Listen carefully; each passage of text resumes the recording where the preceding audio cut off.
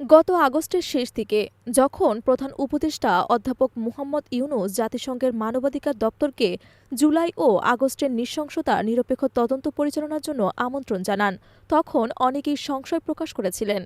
কেউ কেউ মনে করিয়ে দিয়েছিলেন পুরনো বাংলা প্রবাদ খাল কেটে কুমির আনার ব্যবস্থা।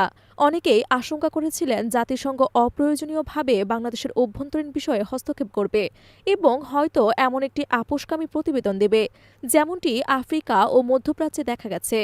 তবে অধ্যাপক ইউনূস তার সিদ্ধান্তে অটল ছিলেন। শনিবার রাতে নিজের ভেরিফাইড ফেসবুক আইডিতে এক পোস্টে প্রধান উপদেষ্টার প্রেস সচিব শফিকুল আলম এসব কথা বলেন। পোস্টে শফিকুল আলম আরও লেখেন, ডক্টর ইউনূস চেয়েছিলেন হত্যাকাণ্ড ও সহিংসতার বিষয়ে একটি নিরপেক্ষ তদন্ত। তার বিশ্বাস ছিল জাতিসংঘের মানবাধিকার দপ্তরই একমাত্র সংস্থা যারা এমন সত্য উদ্ঘাটন করতে পারে। অবশ্য বাংলাদেশের সবাই জানত জুলাই ও আগস্টে কী ঘটেছে, কারা হত্যার নির্দেশ দিয়েছে, পুলিশের ভূমিকা কী ছিল, নিরাপত্তা বাহিনী এবং আওয়ামী লীগ নেতৃত্ব ও কর্মীদের কী ভূমিকা ছিল। তবে আন্তর্জাতিকভাবে স্বীকৃত এবং নিরপেক্ষ সংস্থার তদন্ত প্রতিবেদন থাকাটা জরুরি ছিল, আর সেই সত্য যদি অপ্রিয় হয় তাতেও আপত্তি নেই।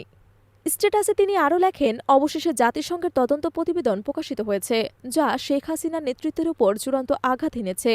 তার রাজনীতিতে ফেরার সামান্য সম্ভাবনাও এখন শেষ। যদি আওয়ামী লীগ এবং তাদের সেই বিশাল কর্মী বাহিনী যারা জুলাই আগস্টের হত্যাযজ্ঞে জড়িত ছিল না, তারা যদি দলকে পুনর্জীবিত করতে চায়, তবে একমাত্র উপায় হল শেখ হাসিনা ও তার পরিবারকে প্রত্যাখ্যান করা এবং জাতির কাছে নিঃশর্ত ক্ষমা চাওয়া। জাতিসংঘের প্রতিবেদন অন্য কোনো ব্যাখ্যার সুযোগ দেয়নি। পোস্টে আরও জানানো হয়, কিন্তু শেখ হাসিনা এবং তার দল আওয়ামী লীগ এতটা সৌভাগ্যবান নয়। আন্তর্জাতিক মানবাধিকার সংস্থাগুলো তার মানবাধিকার লঙ্ঘনে প্রায় সব ঘটনায় নথিভুক্ত করেছে। তার ভোট কারচুপির কৌশল ছিল স্পষ্ট ও নির্লজ্জ। গুম, গণহত্যা এবং গণগ্রেফতার সবকিছু বিশ্বজুড়ে নিন্দার ঝড় তোলে। তারপরও সন্ত্রাসবিরোধী অবস্থানের কারণে তিনি পশ্চিমা বিশ্বের সমর্থন পেতেন।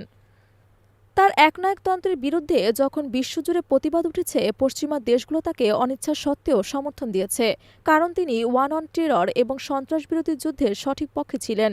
এমনকি তার পতনের পরও আওয়ামী লীগের প্রচারযন্ত্র ও ভারতীয় গণমাধ্যম প্রমাণ করতে চেয়েছে যে জুলাইয়ের বিদ্রোহ ছিল মূলত ইসলামপন্থীদের দ্বারা গঠিত, যা মূলত ওয়ান অন টেররের অংশ হিসেবে একটি প্রচার কৌশল। কিন্তু জাতিসংঘের তদন্ত প্রতিবেদন তার সকল প্রচেষ্টা ধ্বংস করে দিয়েছে। সর্বশেষ তিনি লেখেন, দুঃখিত আপা, এটিই শেষ।